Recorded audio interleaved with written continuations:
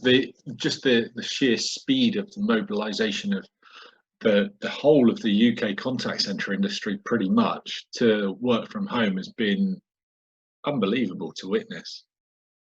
Absolutely unbelievable. I was speaking to some people just recently about how quickly they've managed to procure laptops, how much they've expanded the network, how they've trained people up en masse to use conferencing skills and facilities like Zoom and stuff like that. So it's a massive undertaking, and I've kind of been following some of it on like LinkedIn through some of the contacts that I've got, and just seeing how people are changing to it, and it's phenomenal. It's going to have massive impact on the industry moving forward, because a lot of the kind of naysayers have been saying kind of, no, it's not going to work, we can't do it, but actually it's shown that we can. And I think then it's going to be a case of, right, what is the balance? Because people are going to want to evidence that they're giving people the option to work from home, but it isn't right for everyone. So, you know, I think there will become an equilibrium where the balance of, right, let's offer this is something to appease people, or not to appease, but to help people. There's a business benefit because the bricks and mortar buildings can be reduced in size and requirement. And, you know, it might get to the point where we're looking at a 60-40 kind of split, something like that. Who knows? And you know, the area that I think is the biggest advantage, and where I think we're potentially going to see some huge gains in the contact center space, is around those evening work patterns and having more flexible shifts to accommodate people between the 5 till 8 shift, or the kind of the unsociable hours, where people don't necessarily want to come into an office, but would be quite prepared to do that shift, and maybe even extend opening hours out a little bit later because they've not got the commute back home and things like that. So I think there'll be an interesting dynamic at play once people have really fully understood the concept of home working, remote working, and how they can then make it a more sustainable approach to the contact center regime. Absolutely, and let's face it, we are working from home at the moment, but it's enforced working. It isn't working from home through choice, or because the business has made a decision that actually the circumstances suit their work patterns and work styles at the moment. But we've seen numerous different organisations make it work. I think from our side, you know, we've worked with a number of clients over the years where we've created work from home teams for them. So it's been positive for us in that sense, that we've got that track record and understanding of what works and what doesn't. I think where people have mobilised their workforces to work from home, I think it'll be interesting to see over the next couple of weeks, as the honeymoon period starts to wear off, just how performance maintains. We've certainly spoken to a lot of businesses where they've actually seen an improvement in performance as people have moved to work from home. I just wonder whether or not that is going to maintain, and that's where the really hard work, I think, is going to come in, when, you know, we're 3, 4, 6 weeks into this. You know, we don't know how long this is going to last for at the end of the day. So and I think it's a massive cultural shift for call center managers, call center leaders, to start to adopt different ways of working and different ways of communicating with their staff members, their employees, and kind of understanding what the balance needs to be in that hands-on micromanagement versus giving people enough trust and enough empowerment to be able to do the job for themselves from a distance. Completely. And you know, there is a big trust element to this, but also we've got to think about the people that it isn't going to work for. You know, there's certainly examples within our business where you know, some of the team are finding it really difficult. You know, they're so used to working in a really social, physical work environment that actually it's tough for them, not, you know, coming out of their routine, and coming out of the environment that they really enjoy working within to something that's been forced upon them. You know, it's, yeah, it's Yeah. different. We're going to be in this situation for another 6 weeks or whatever, and then there's talk of, you know, if there's a flashback and we're back in lockdown again at another point in time, then we have to think about what the ongoing solutions are.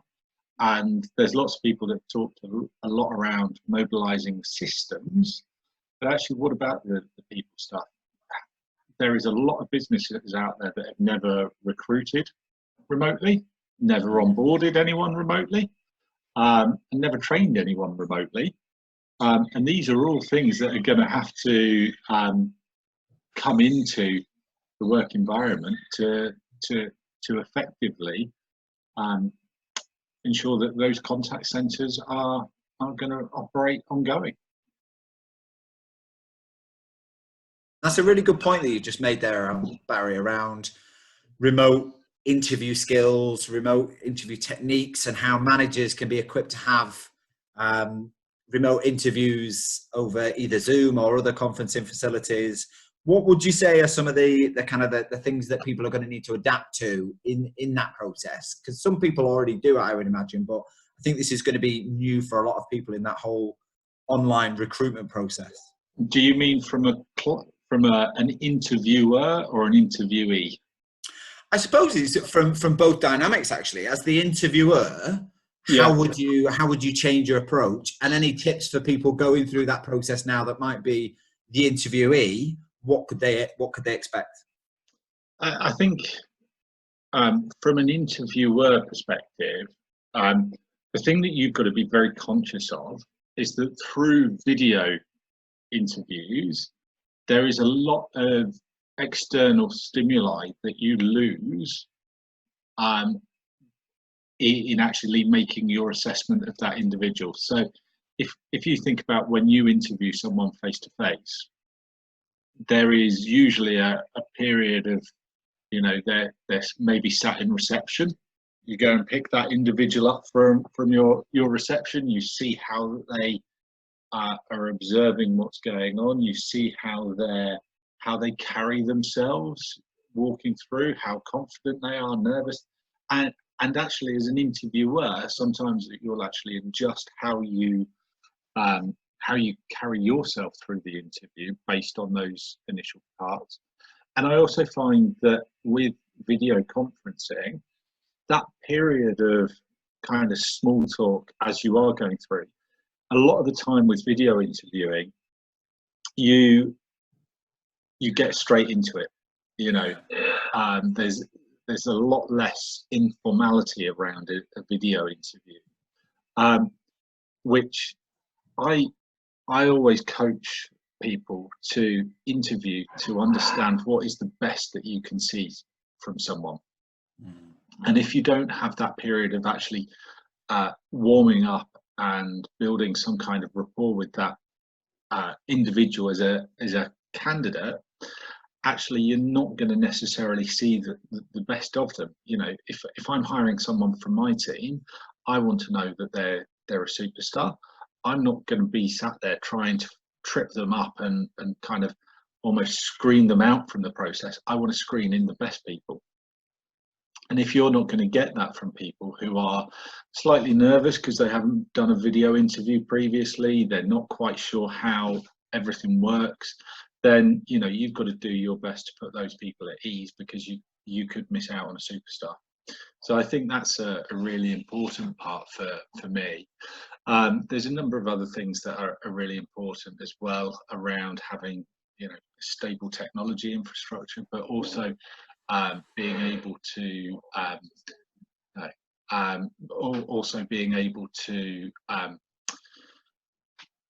make sure that you're getting the right information from those individuals. You know, and I know that may sound as though it's a basic interview thing, but ultimately, because you're not getting that same level of um,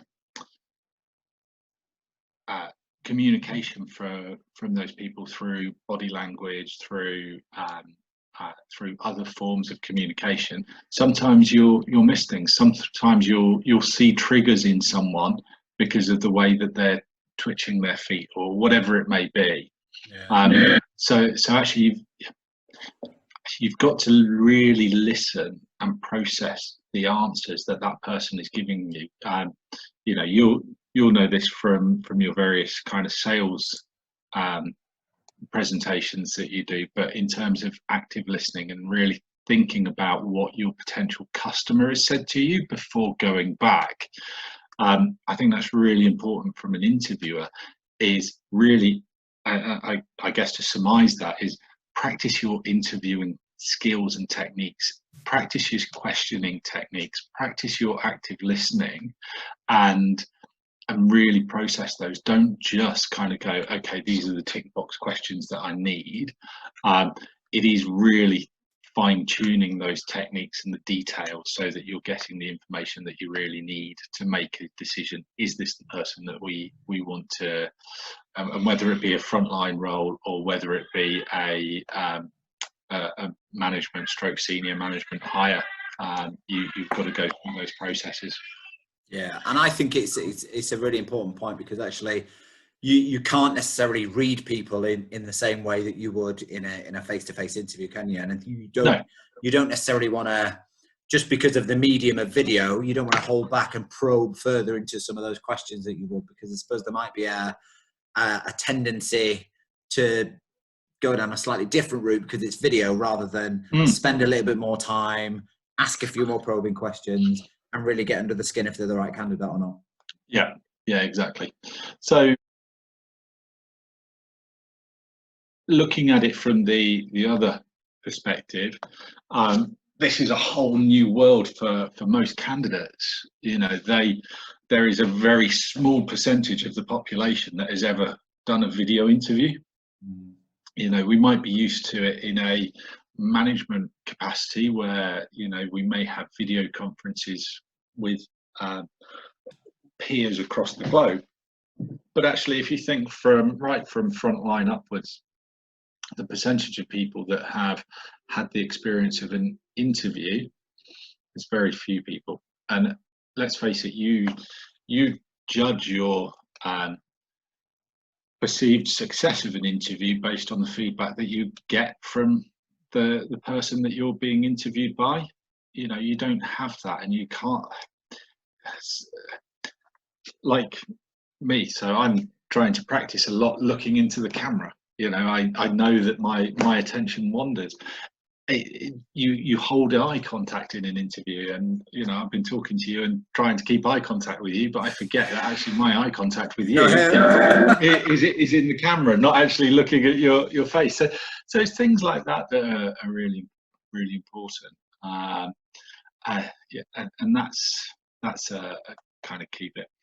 Just going back a step, there was a bit that I didn't touch on, which I think is really important.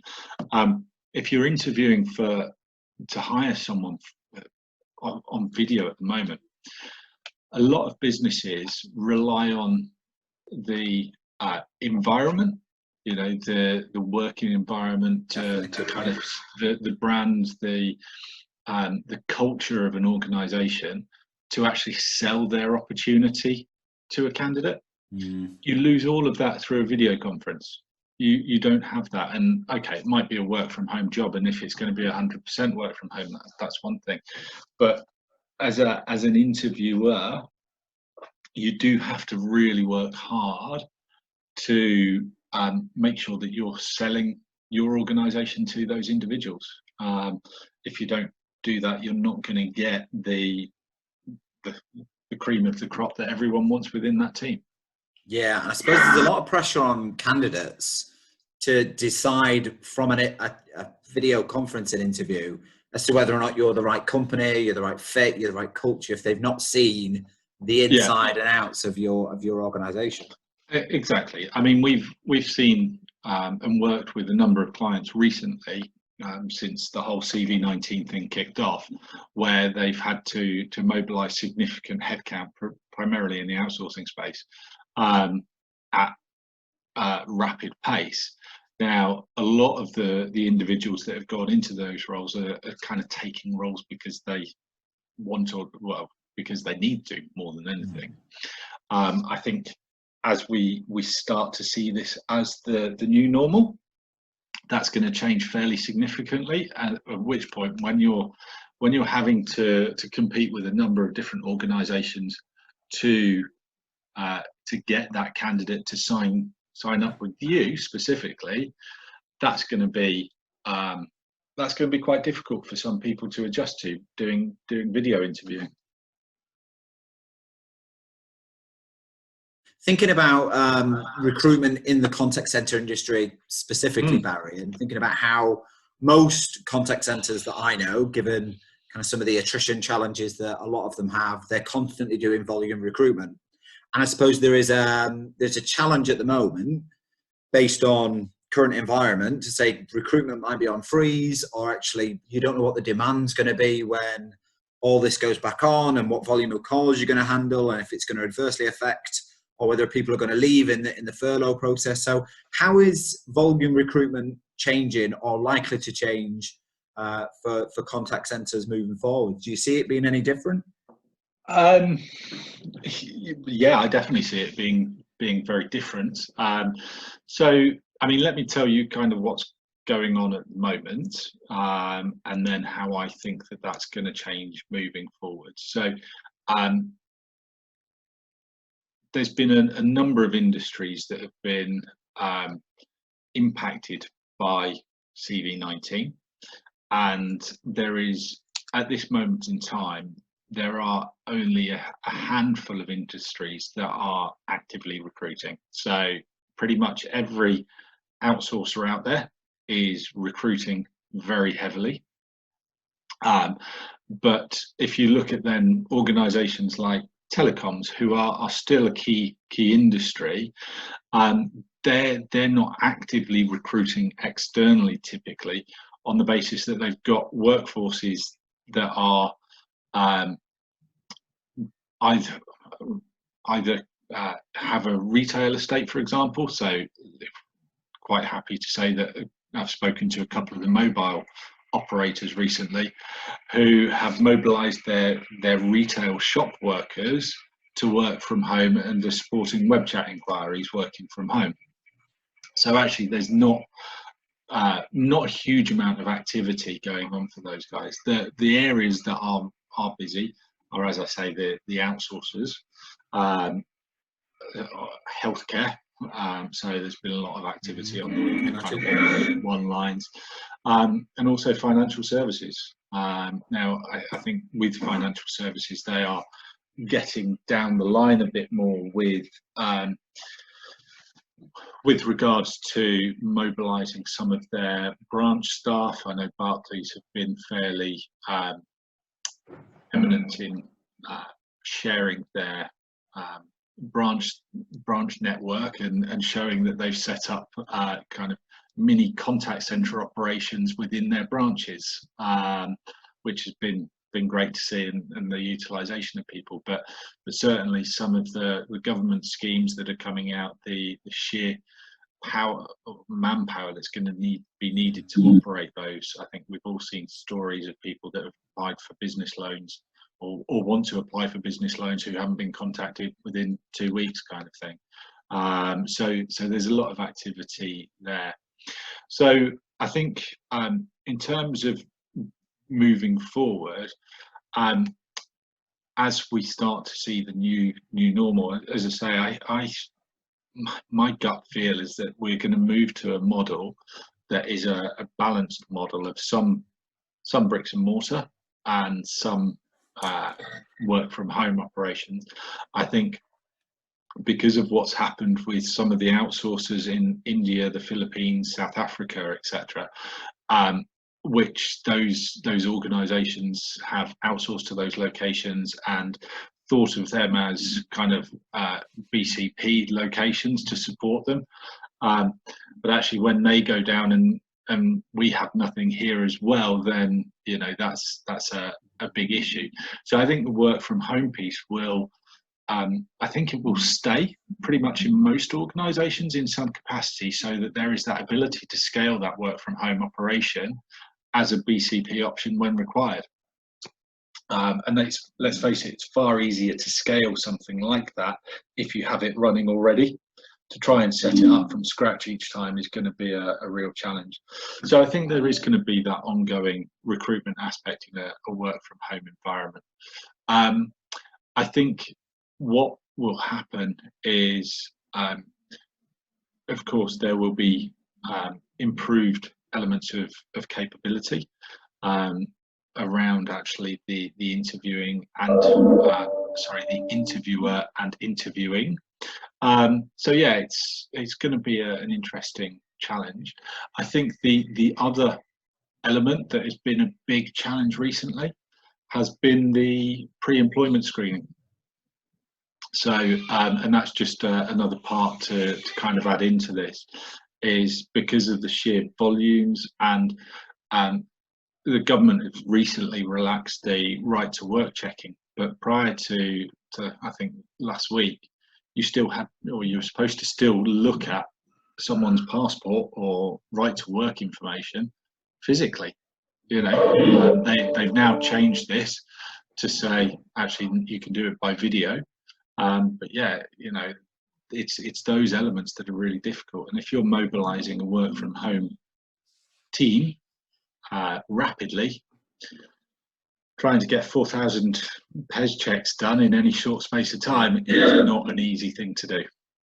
So I think those are the kind of key elements initially. I think longer term, there's going to be some bigger and more challenging factors. Look, I mean, if you follow any of the big ones on LinkedIn or social media, they've been fairly active in promoting what they've done. So I think WebHelp are kind of operating at about 85-90% work from home. Teleperformance, can't remember the exact figures, but all of them are very kind of keenly publishing what percentages of their workforce are working from home. Whilst there has been quite a bit of recruitment going on for those guys, what they've also had to do is vary their workforce, and because they've got some accounts where demand is going through the roof, but then there's other accounts where demand has fallen like an absolute stone. I use the gaming industry for an example. The kind of online betting, there's no sport happening at the moment, so there is no online betting industry other than online casinos and stuff like that. So some of the bigger gambling firms, for example, who had relatively large size contact centers, they've got no one phoning them up or no one kind of going through their online web chat. So those staff members would likely have been furloughed, but they've been within those outsourcers. So they've been able to move those over to some of the accounts where obviously call demand has gone up. So yeah, there's been some interesting movement in that sense. I wouldn't have liked to have been in the shoes of the various companies that were handling the negotiations of moving that across and what that means, etc. I'm imagining that there was some fairly fraught discussions around mobilizing those teams. Yeah, I think there's a couple of bits you've touched on there around the different types of communication in contact centers and how organizations can adapt to the different communication preferences that customers want to come in. And I think we've talked a lot when we talk about contact centers or call centers about the inbound telephony demand, but there's been a serious shift in terms of the capabilities and I suppose the recruitment challenges that sit within omni-channel communication. So people dealing with web chat, people dealing with SMS, email. How has that kind of shifted in the past few weeks? Has that kind of changed in terms of how people recruit and what they're recruiting for, or is that not? Yeah, so it's a good question.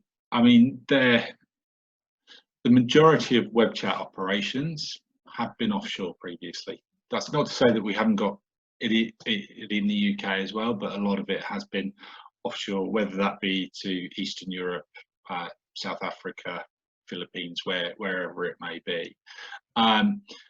But I think for me, when we've worked with clients to hire those types of candidates, the personality traits are still really important. You know, it may be that the customer communication is through the written word as opposed to voice, but that person is still a member of the team. They are still there to uphold the values of the organisation. They need to be collaborative, but most importantly, they need to be someone who will go to the ends of the earth to get the right outcome for the customers. So I think the as I say, the personality traits of those individuals stays the same. It's just that their skill in dealing with customers is needing to be assessed in a slightly different way. So so with web chat, obviously we're looking at their writing skills and how they're able to do that. I think it's a bit early days to look at this, but again, some of the mobile operators who have moved their internal teams to work from home doing web chat, it'll be really interesting to see what the kind of CSAT metrics are coming out the back of that as we move forward. It is a bit early days to understand exactly how that's looking at the moment, but we'll have to wait and see. I think they'll still be pretty good, because all that we're doing is we're training the people who have demonstrated the right traits initially to communicate through a different channel. And do you foresee kind of in the short term more outsourcing to contact centers, or do you think people will try and keep things internally, perhaps maybe trying to either to keep costs down or to kind of just try and keep a little bit of internal control over the next few months? Again, really brilliant question. So I think there is a lot of organisations that rely heavily on their partners, and I think that will continue. But I had a call with one organisation this morning who was actually saying exactly that. They're over reliant on their partner, and actually as a BCP element, by not having any in-house operations at all, if their partners for whatever reason do go down, they have no control. So I think it's a really interesting point that you make around that. I think there will be I think whether or not it is in-house or outsourced is one question, but I think a lot of organisations that have moved their contact centres to offshore locations will start to think about, actually, does offshoring it make sense, lock, stock and barrel, or can we have a balance between some offshore work and potentially some work from home options in the UK, and especially as the kind of cost differentials start to balance out a little bit with work from home and not having to have the bricks and mortar costs and the overhead costs of having those individuals housed in a contact centre. Perhaps we will see less of that work moving to offshore locations. I think as we come out of this, we've got to be very clear around what the proposition is that people are coming back into work to do. You know, there is going to need to be flexibility, because they may start an opportunity working from home, and they may then end up having to go back into a bricks and mortar office. So, and certainly a number of our clients have asked us for work from home agents, but who are within a proximity to where their bricks and mortar offices are. And look, none of us have got a crystal ball, so we don't know what's going to happen. You know, we might come off of lockdown in next week, 6 weeks, whenever it be, but we may then end up going back into a lockdown in 6 months' time if there is a resurgence in the virus. So I think the thing that we all have to do with candidates is work hard to be straight down the line when it comes to expectations. You know, what are our expectations? What do we think is likely to happen? Because what's happened this time around is we've seen a number of people who have been disadvantaged because they've quit their jobs to go to another role, but actually at that point their role has been cancelled and offers have been rescinded, etc. So we've worked with clients to try and get a good outcome for all parties, but because of the way things have fallen, some of those people aren't eligible for furlough, etc. And that's really tough. I think the only thing that we can do moving forward is take the right approach to people, set expectations right, and just be absolutely clear about what plans would be if things happen again. And that's I think the number one thing is treat those people right.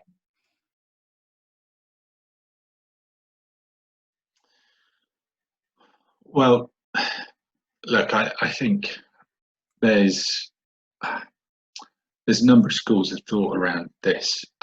We always look to try and engage with our candidate and client community on a partnership basis. So all of our consultants are freeing up time to support those people who have been adversely affected by CV-19. So certainly from a candidate perspective, everyone has cleared their diaries or cleared space in their diaries to ensure every day we have some slots available to say, right, okay, how can we help you? And certainly our approach isn't about just what can we do to help you find a job, or help you get that next role that's going to keep the bills being paid. It's actually about what can you do to help yourself as well. So, you know, getting a job is not a skill that anyone really wants to kind of be very experienced in doing, I don't think. So yeah, we give a lot of advice on what we can do and how they can work with us to get the best results for them, what they can do themselves to support their own search, and also and I think this is really important, is we work with those candidates to try and ensure that they're as work ready as possible, so that when they do go in to a new role, they're prepped and ready to deliver in the new world. From a client perspective, look, we've been giving a lot of free consultations around how they're going to need to adapt their recruitment processes to kind of come out into the new world. And I think what's certainly important for us is how we've been able to support clients who are in the kind of key industries to ensure that they are operating an optimum level without, you know, we're not here to profiteer from the situation. We've been here to help and partner. And, you know, our view is that the karma points will hopefully stack up, and, you know, we are a business at the end of the day, but those karma points I hope and we hope will pay us back in the long run, not in the short term.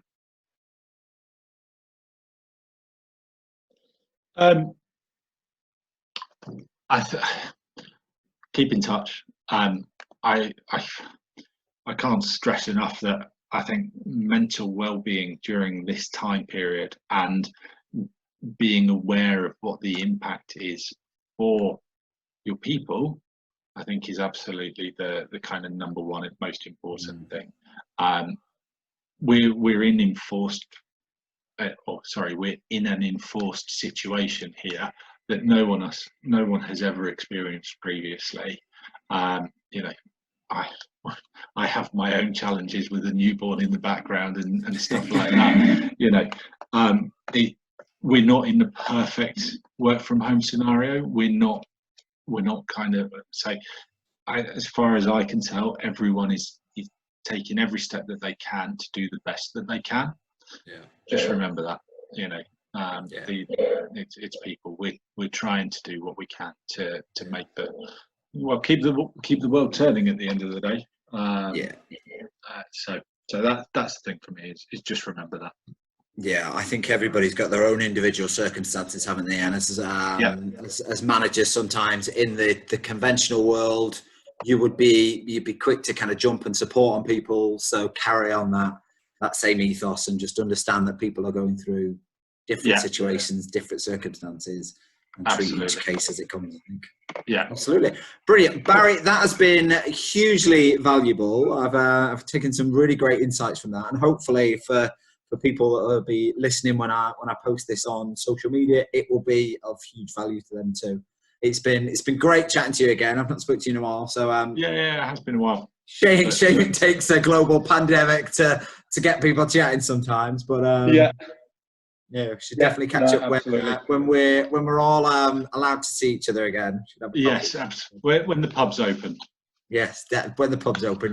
Forget coffee. Like when the pub's open. Yeah, absolutely. Brilliant. So, cheers, Gary. Good to hear from you. Take care, mate. Good to hear from you too. Bye. Take care. See you soon. Bye.